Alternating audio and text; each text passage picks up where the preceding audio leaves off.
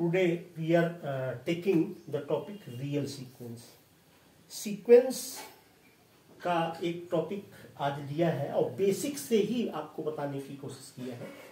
Previous lectures में भी इसके क्वेश्चंस लिए गए हैं, लेकिन आज ये बेसिक इसलिए बताया है ताकि वो चीज़ आपको क्लियरली समझ में आए कि सीक्वेंस क्या है। Sequence that is real sequence या sequence of real number is the same words, right. ये है क्या? प्रैक्टिकली यदि देखें तो आसानी से, जैसे n is the sequence, n square is the sequence, 1/n cube is the sequence, ये सभी सीक्वेंस के ही एग्जांपल है। यहाँ हम थोड़ा तरीके से देखते हैं। इफ देयर डेफिनेशन चलते हैं, if there is an ordered set S is equal to S1 S2 dash dash Sn dash dash of real numbers such that the corresponding to every positive integer n belongs to capital N, there is a real number Sn belongs to S. The expression S1 S2 dash dash Sn is called real sequence and denoted by in this symbol, right, or in this symbol. For example, 1/n, this is the real sequence. अब यदि practically मैं आपको ये बताने की कोशिश करूंगा तो यहां ये बताना चाहता हूं ऑर्डर सेट क्या होता है। ऑर्डर सेट ऐसा सेट है दैट मीन्स जैसे कि इसके क्रम को आप नहीं बदल सकते। सेट क्या होता है? कलेक्शन ऑफ डेटा, ठीक है।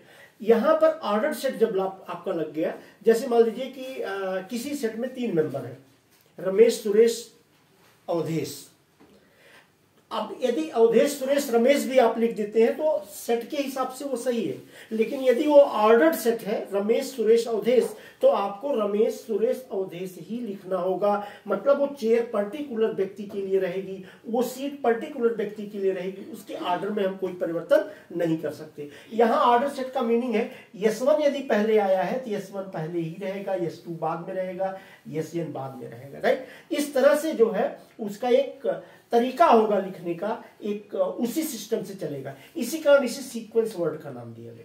तो देखिए इसमें कहा क्या गया, इसमें कहा गया कि यदि इसका Sn क्या है? Sn nth term of the sequence, इसका nवां जो पद होगा उसे हम nth टर्म को हम Sn कहेंगे। अब क्या कह रहे हैं? हर एक n बिलोंग्स टू n के लिए, किसी भी n के बिलोंग्स नेचुरल नंबर के लिए जब भी आप लेंगे कोई, जैसे मान लीजिए n की वैल्यू 1 आपने रखा तो S1 मिलेगा, n की वैल्यू 10 आपने रखा तो S10 मिलेगा, s की वैल्यू आपने 100 रखा तो S100 भी मिलेगा, जो कि इस ऑर्डर्ड सेट में अवेलेबल रहेगा, मिलेगा, ठीक है। यदि ऐसा होता है, मतलब if Sn belongs to S, n की कोई भी वैल्यू हम लेते हैं और वह जो है चाहे S1 मिले, चाहे S1000 मिले, चाहे S10 मिले, वो सभी मेंबर यदि इस सेट में से हमें मिल जाते हैं, इसी ऑर्डर सेट के यदि मेंबर होते हैं, तो ये पर्टिकुलरली जो एक्सप्रेशन है S1 S2 Sn, ये जो एक्सप्रेशन है इसी को हम कहते हैं रियल सीक्वेंस और सीक्वेंस ऑफ रियल नंबर्स। एक ही चीज है, इसको इस तरह से डिनोट किया जाता है जैसे अपन ने डिस्कस किया। एक एग्जांपल पर अपन देखते हैं, जैसे यहां हमने लिया है, मान लीजिए Fn is equal to 1/n ले लिया। अब n की वैल्यू हम रखते हैं 1 तो क्या हो जाएगा 1/1, 2 रखते हैं 1/2, 3 रखते हैं तो 1/3, 4 रखते हैं तो 1/4। दैट मीन्स पहला टर्म आपका S1 क्या हो जाएगा 1, दूसरा S2 1/2, S3 1/3 and so on, ठीक है। अब यदि धीरे धीरे हम आगे बढ़ते जाते हैं, मान लीजिए कि हम 1000 रख देते हैं तो 1/1000, तो ये सभी के सभी इसमें आएंगे और ऑर्डर्ड सेट में ही आएंगे। दैट मीन्स S1 1 रखने पर पहले 1 आएगा, 2 रखने पर 1/2 उसके बाद आएगा, 3 रखने पर 1/3 1/2 के बाद आएगा। तो मतलब उनका एक ऑर्डर्ड सेट चला आ रहा है, उसी ऑर्डर में आपको मिलेगा, जो कि वो ऑर्डर सेट में अवेलेबल हर एक मेंबर होगा। इस कारण इसको हम क्या कहेंगे? रियल सीक्वेंस कहेंगे। अब एक पॉइंट आता है यहाँ पर, convergent and divergent of the sequence. इसका मीनिंग क्या है? हिंदी में अभिसारी अपसारी वर्ड से नाम चला, अभिसारी दैट इज कन्वर्जेंट, अपसारी दैट इज डाइवर्जेंट, ठीक है। तो एक भी यदि समझ में आ, जैसे कन्वर्जेंट ऑफ द सीक्वेंस होती क्या है, ये है कन्वर्जेंट ऑफ द सीक्वेंस।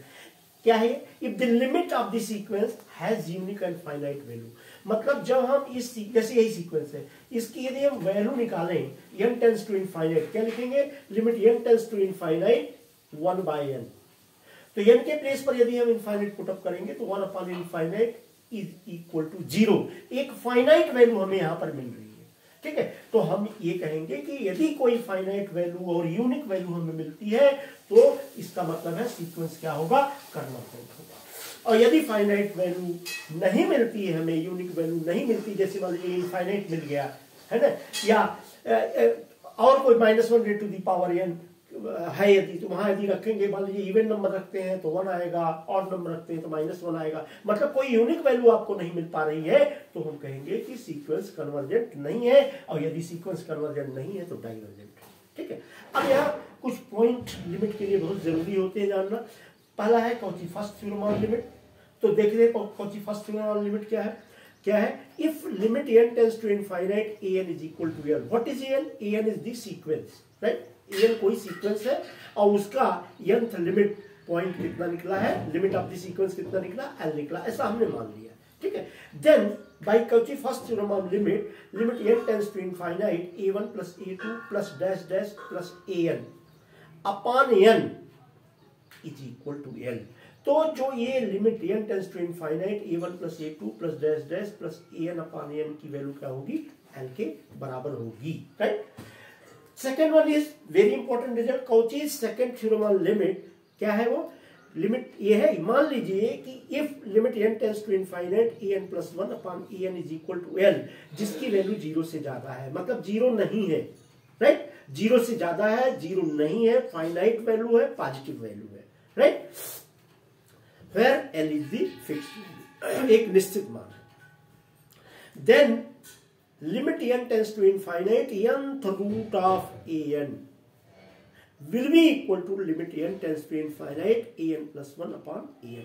इसका बहुत ज्यादा यूज होता है रिजल्ट्स को निकालने में, चाहे वो CSIR नेट लेवल पर हो, IIT JAM लेवल पर हो, या फिर BSc वगैरह में भी आप करते हैं तो भी, MSc में भी करते हैं, इन दोनों ही लिमिट का बहुत इस्तेमाल होता है और इसका भी। तो चलिए एक क्वेश्चन इस पर देखते हैं। ये क्वेश्चन वैसे तो CSIR नेट वगैरह में पूछे गए हैं और वैसे भी BSc या MSc लेवल पर भी बहुत इंपॉर्टेंट रोल अदा करते हैं। क्या है, find the value of limit n tends to infinite n to the power 1/n। यदि यही क्वेश्चन CSIR नेट या IIT JAM में पूछा जाए तो कैसे पूछा जाएगा, ये बोला जाएगा if alpha is equal to something n limit n tends to infinite n to the power 1/n, नीचे 4 विकल्प दिए गए होंगे, उनमें से किसी एक को, या फिर यदि सेक्शन सी में आता है तो एक से ज्यादा विकल्प सही होंगे जिसको आपको सॉल्व करना है। तो सॉल्व तो वैसे ही आपको करना है, यहां पर हम नॉर्मल रूप में सॉल्व करके देखते हैं। चलिए यहां स्टार्ट करते हैं। जो आपका टर्म है वो n है, दैट मीन्स सीक्वेंस जो है वो आपका n है, तो हमने लेट क्या कर लिया, let an is equal to n। ठीक है, an की वैल्यू को हमने n लेट कर लिया, मतलब सीक्वेंस हमारी क्या हो गई, n हो गई। अब हम देखते हैं निष्कर्ष। क्या निष्कर्ष है कि nth रूट ऑफ an के लिए तो केवल कौची सेकंड थ्योरम ही है, वो क्या है, by Cauchy second theorem on limit n tends to infinite nth root of an is equal to limit n tends to infinite an plus 1 upon an। इसी result का हम यूज करके इसकी value find करेंगे। तो देखते हैं, यहां पर देखिए limit n tends to infinite n to the power 1/n, इसका मतलब ये है nth रूट ऑफ an, और इसी की वैल्यू आपको फाइंड करना था nth root of an, that means nth root of n को ही n to the power 1/n के टर्म में लिखा गया है। तो limit n tends to infinite n to the power 1/n, ये यही है, ठीक है, यही है। तो यहां पर यदि इसको हम लेते हैं तो करना क्या है, करना केवल इतना है, n के प्लेस पर n प्लस 1 पुटअप कर देना है, तभी तो n प्लस 1 आएगा, और an प्लस 1 की वैल्यू यहां रख देनी है, दैट मीन्स n के प्लेस पर n प्लस 1 पुटअप कर देना है, और अपान में an, मतलब जो an की वैल्यू n है तो रख देना। Limit n tends to infinite n plus 1 upon n, इसको हम डिवाइड कर देंगे, n बाई n 1 हो जाएगा और उधर हो जाएगा 1/n, तो ये क्या हो जाएगा आपका, limit n tends to infinite 1 plus 1/n। ये आपका आएगा अलग अलग 1 प्लस, अब n के प्लेस पर हम लिमिट पुटअप कर देंगे तो ये हो जाएगा 1/इनफाइनाइट, or 1 by infinite becomes 0. 1 plus 0, that is equal to 1. So this was the real sequence. About this, thank you so much.